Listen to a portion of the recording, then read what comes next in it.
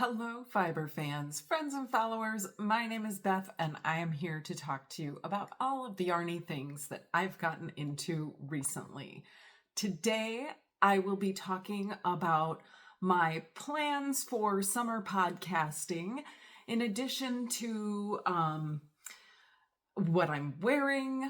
I've got an announcement for the Sandy Bag giveaway that I had given a prompt for on my last episode. And I've got some works in progress, and I've got a finished object.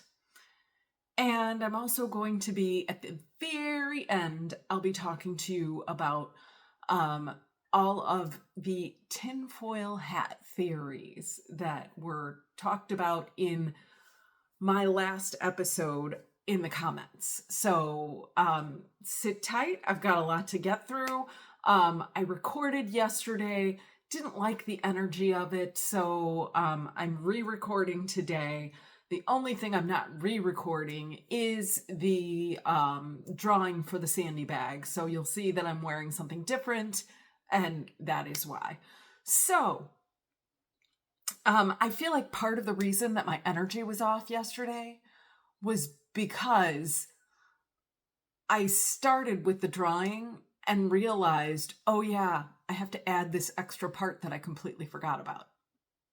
But it is what it is, and I am entirely prepared today for the episode.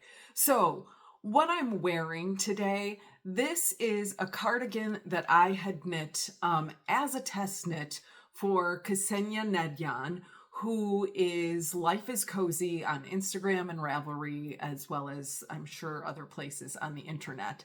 But this was a test knit for the Scrapdigan, which is intended as a scrappy project. And it's got all kinds of different textures and just fun things to learn different techniques and everything. That's what I love about her patterns.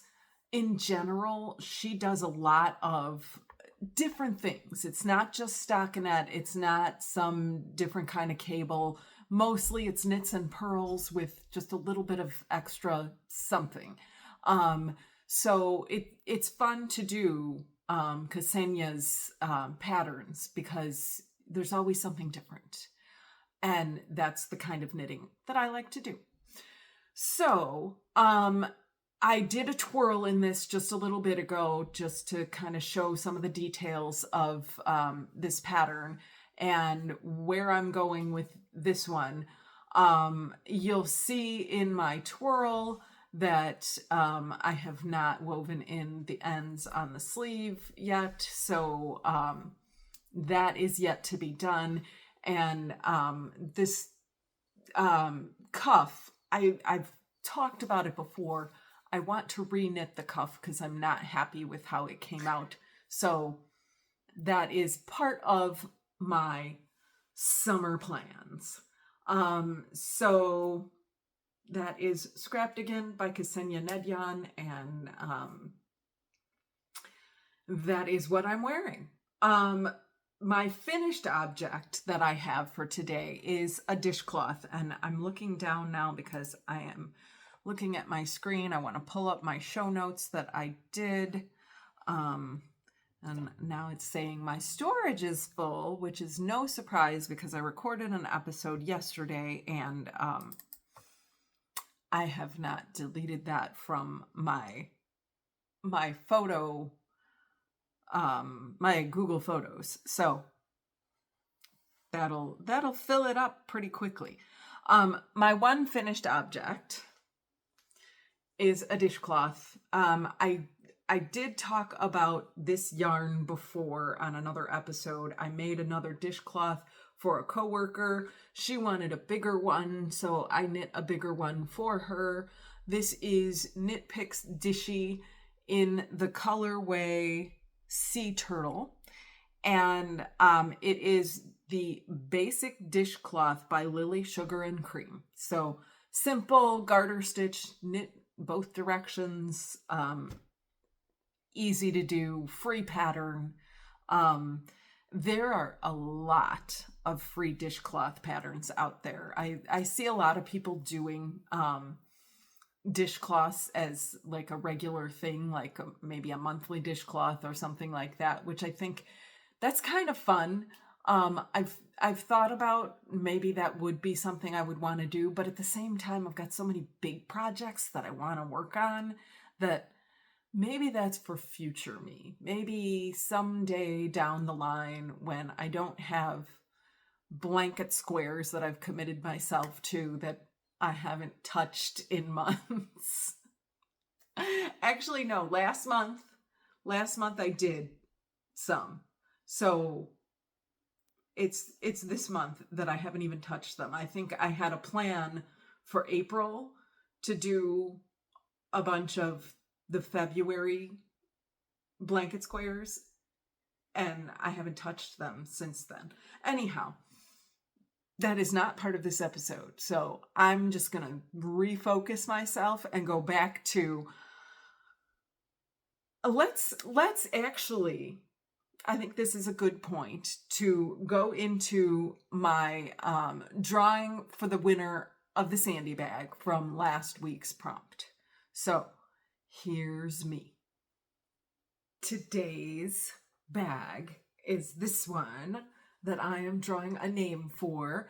And the question that I used, I had completely forgotten that I had said in my previous episode, we would talk tinfoil hat theories. So that is something that I'm going to have to dive into at some point. So I did write down all the names and they are here in this hat, and I will shake the hat until a name bounces out at me. Somebody who is wearing a tinfoil hat. I should have made a tinfoil hat to put these in. That would have been appropriate for today's video, but right now I'm not feeling it. I know this video is probably going to take a long time to record, and this is the first thing I'm recording. So, there goes a name. So today's Sandy bag goes to Birgit.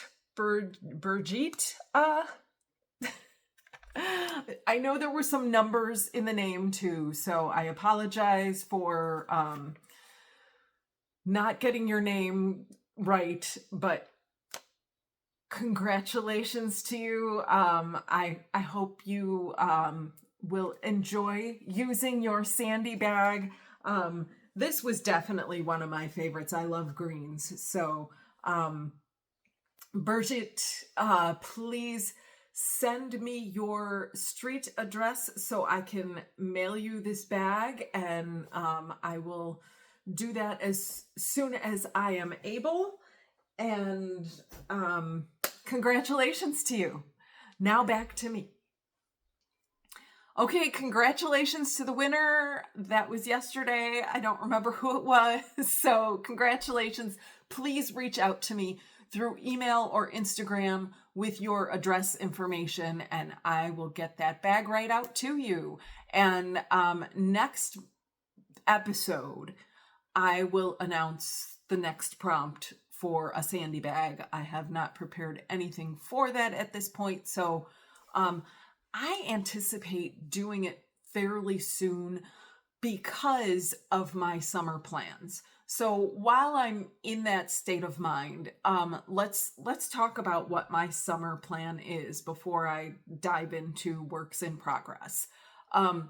My plan for the podcast is I would like to, since I have so much more time in summer to do whatever for myself, my free time, my knitting, I think what I'm going to do is every other week record a current episode, meaning whatever I'm working on for summer projects and things like that.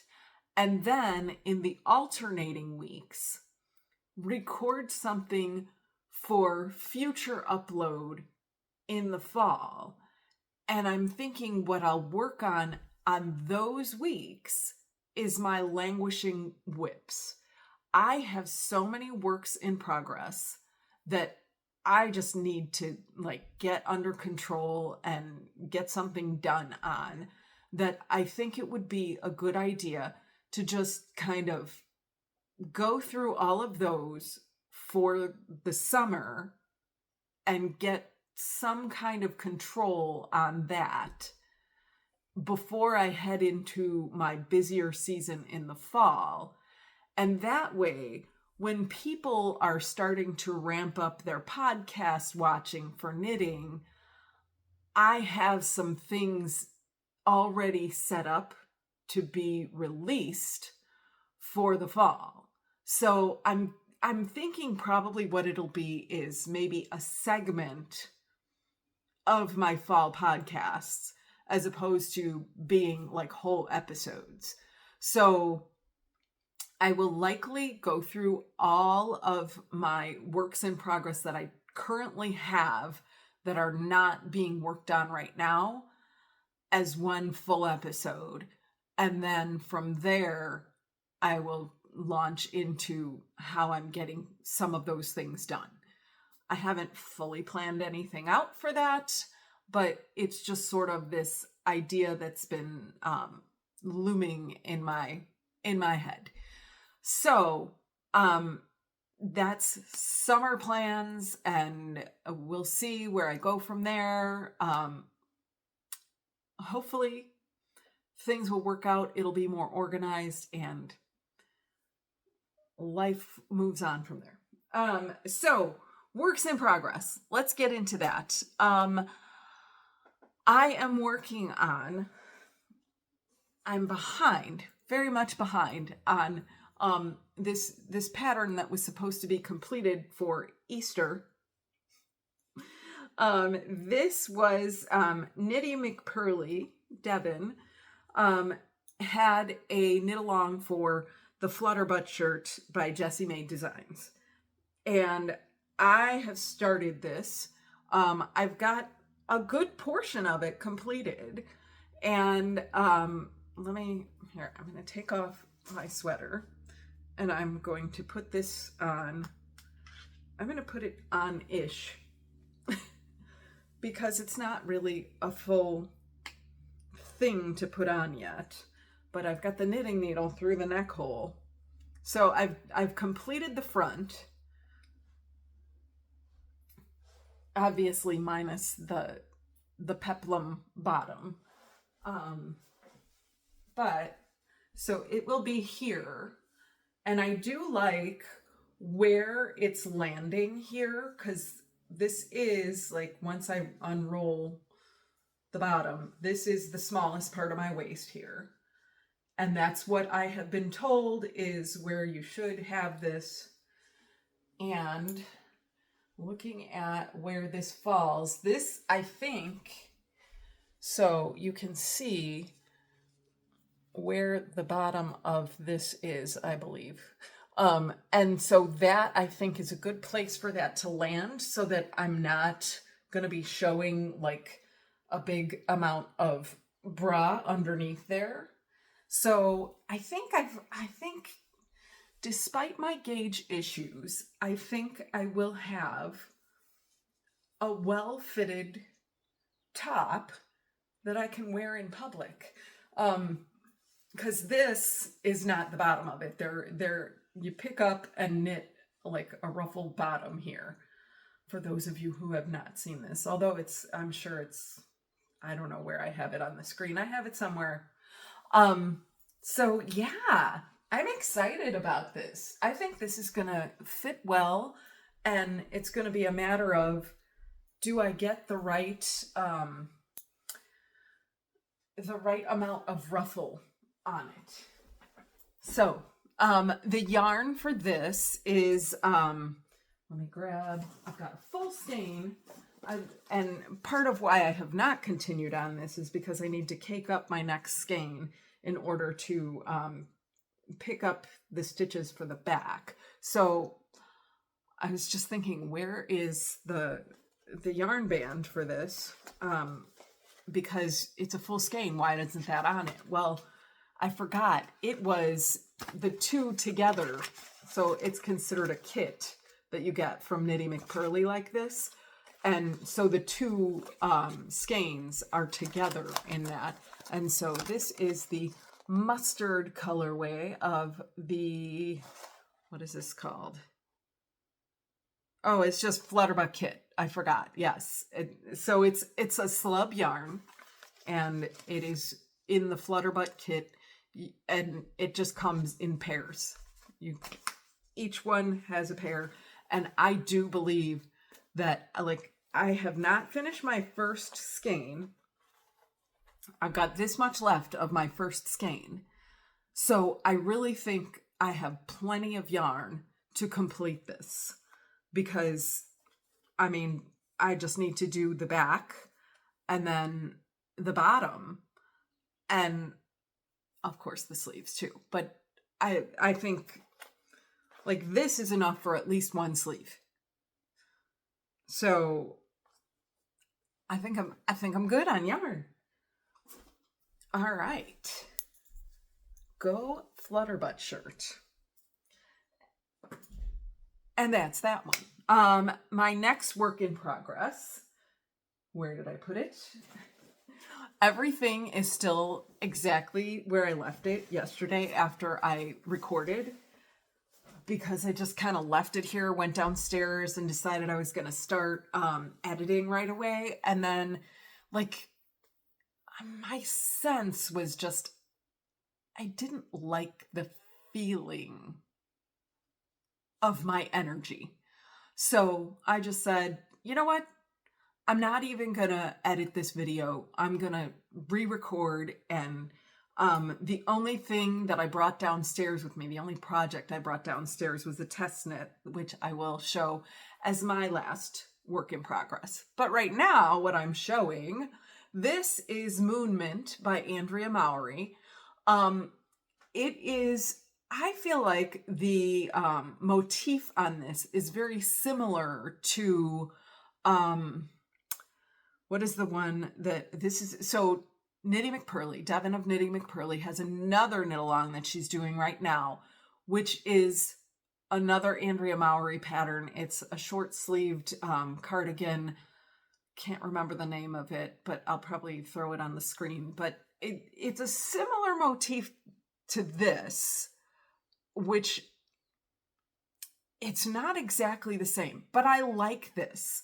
Now, I did discuss in my last episode, a part of my problem is that I had accidentally bought a DK weight for my contrast color.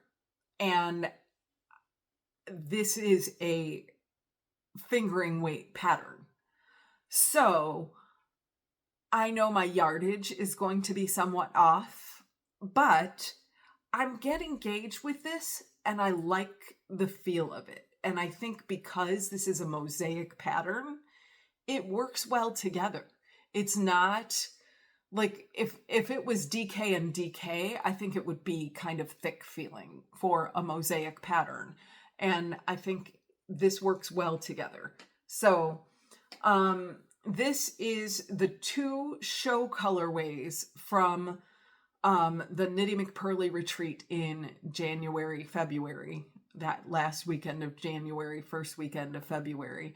And this is the Tidewater colorway, and the pink is Priscilla, and that is my DK weight, and this is Frankfurt fingering. So, so far so good. I like how it is coming out. There's really nothing to try on except, you know, around my body, and I can see from here it looks about the same as my Flutterbutt shirt as far as width. So I think it's going to fit just fine. My last work in progress that has been very active is I did something that I frequently do, which is I saw a test knit and I thought, I want to learn that stitch. And so here we go. Again, it's Ksenia Naidyon, Life is Cozy. And this is, she's calling it a semi-secret test knit because she doesn't want to release the final shape of what this is until it is fully released. And the yarns that it was knit in are also a secret. So I'm not even using those yarns. It is, I'm pretty sure I'm allowed to say that it's from a verb for keeping warm. Just, I think the colors and I don't even know for sure, but mine, I use stash yarn.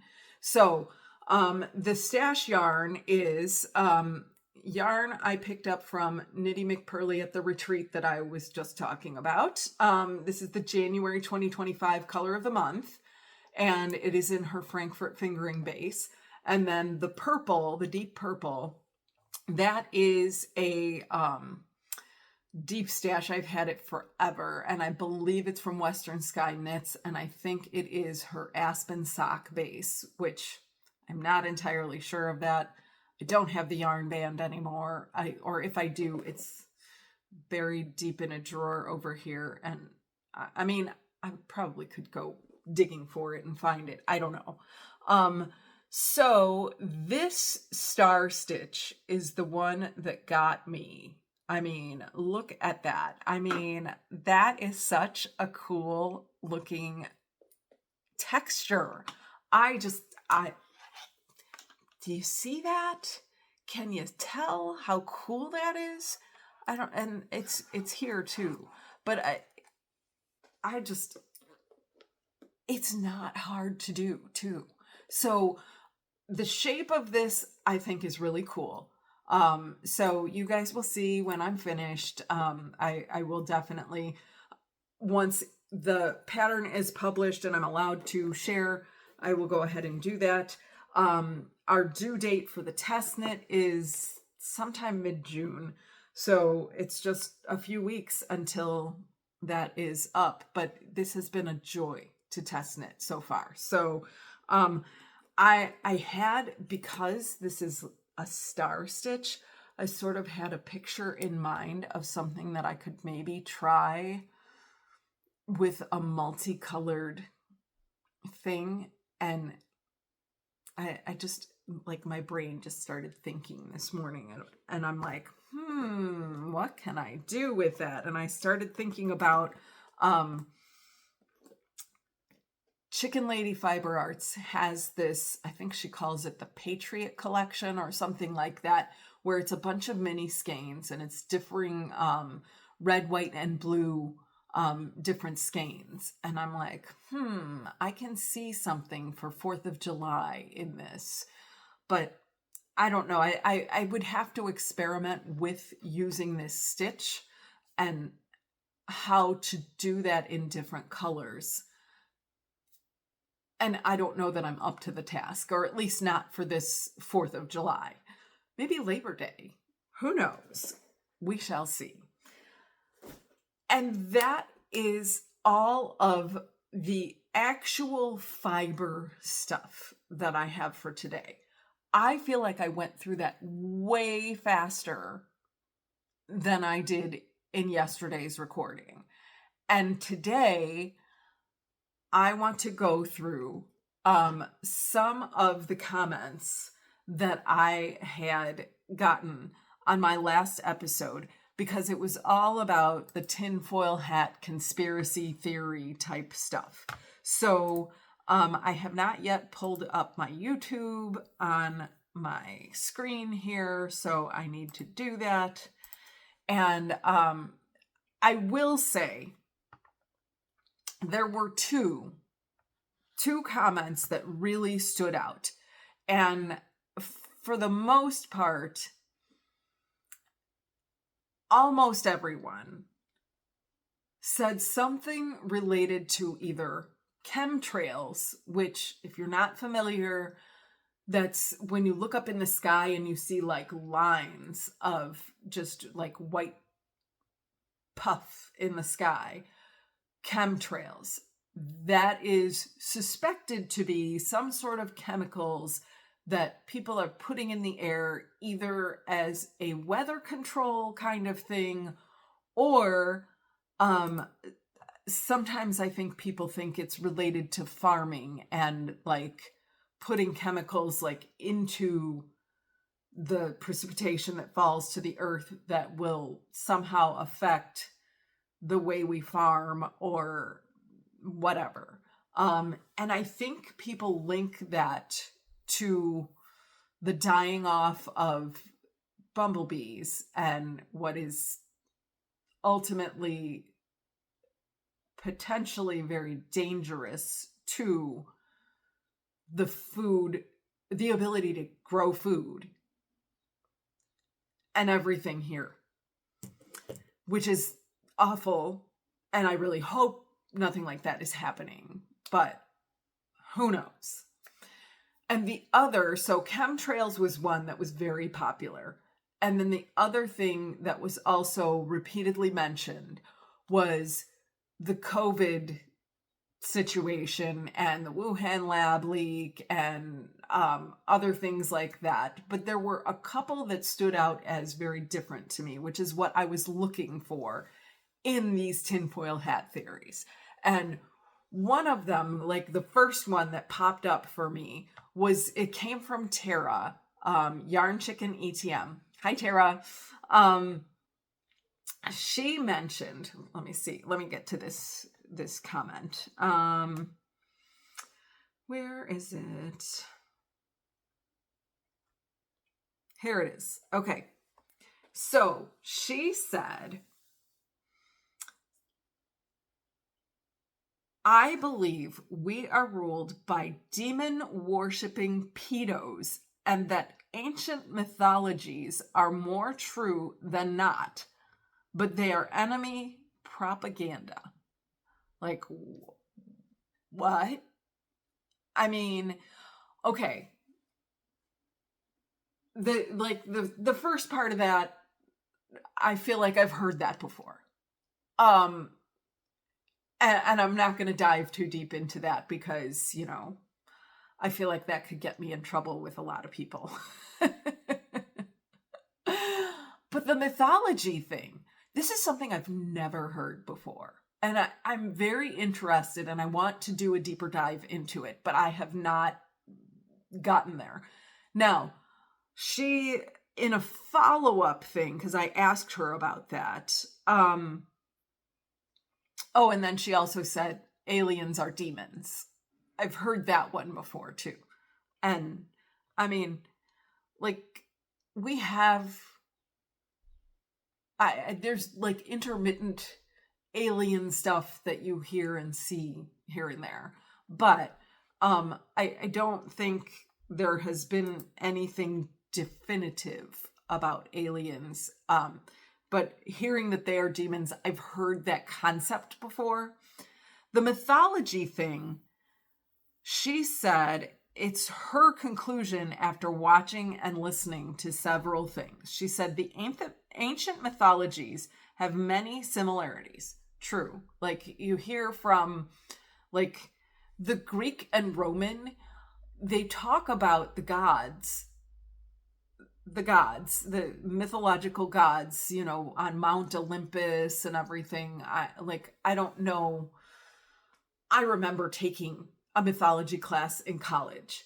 And what's interesting is that the Greek and Roman gods, I remember they would say like Zeus is equivalent to, I don't remember who, but and I couldn't even tell you which one is which, Greek and Roman. And then that, like, he had a wife and her, was it Hera? This is how far removed I am from it, because I know I studied it in college. I probably still have the books. But I always thought it was really interesting that they had these stories and that they were so closely related from one tradition to another, one culture to another. And saying that they were true is like, oh, that's interesting, because like if you look at ancient mythology, so much of it is considered like magical type stuff that it's hard to say that there is more truth to that. So I don't know where that would be coming from, except that Tara mentioned some sources, and she said, in addition to the flood myth, they also have a war of younger gods against the father god to become the most high god, which has many similarities with Lucifer rebelling against God. The Lord of Spirits podcast is a good source, particularly the episode on giants and the episode on the fall of the angels. This podcast is done by 2 Eastern Orthodox priests, so there's a lot of discussion of the Bible and theology. And then add some Jonathan Peugeot and Ancient Apocalypse, and in parentheses she said Netflix, and you really start thinking about things. So yeah, it's interesting to put like different bits of information together and come up with, oh, this really like adds up. And there have been other things in my life that I've put things together and gone, hey, wait a minute.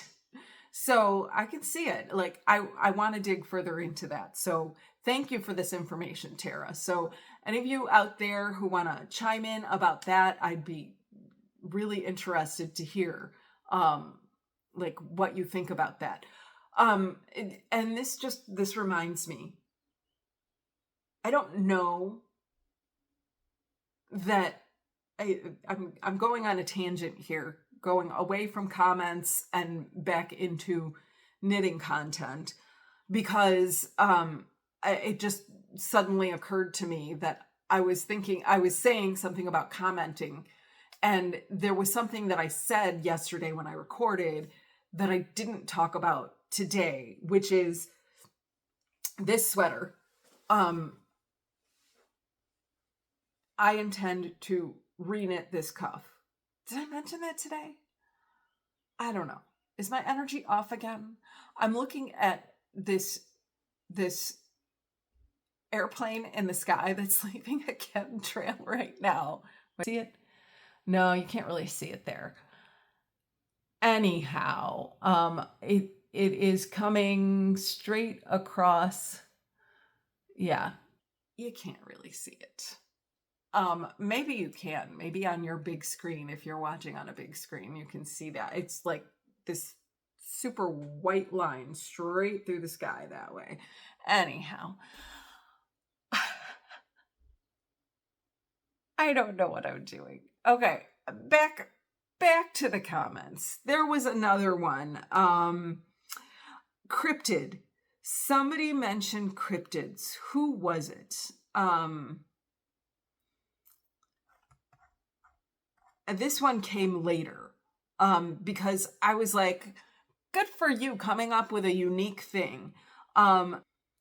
Lori, hi Lori, Travel Lori, said that her conspiracy theory is that wind turbines and solar farms are causing climate change.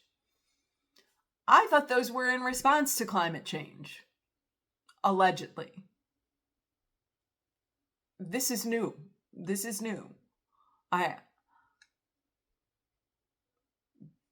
one makes no sense to me. I mean, I don't know. Oh, here it is. Willow Craft Farm 30 says, my very strange tinfoil hat belief is that the government has knowledge of some cryptid creatures being real. Bigfoot, I'm looking at you. And are hiding from the public. A girl can hope. So, yeah. I mean, have you guys seen him? What about Loch Ness Monster? Or Mothman? I just I will say I just found out this past year what a cryptid was, because I was assigned the role of Mothman in the haunted hallway at school for a Halloween party. And I did not know what a cryptid was, and this is how I found out. So, yeah, maybe the government knows about this. I mean, in the same way that they know about the aliens that have landed here in our country. And, you know, what is it, Area 51? Yeah. Anyhow, those are the ones that stood out. And I appreciate everyone's input. Very interesting reading through the comments. If you haven't already, I highly encourage you, go back, read through the comments on last episode. It's really an interesting thing. So I managed to record today in 34 minutes what took me an hour to record yesterday. So I don't know what I cut out, but I do know that there were points at which I was droning on about things that I thought I was going too much, even today. So it must have been way worse yesterday, which is why I didn't like the energy. So, with all that being said, please remember to like, subscribe, survive, and thrive. Thank you for watching, and I will see you in the next episode.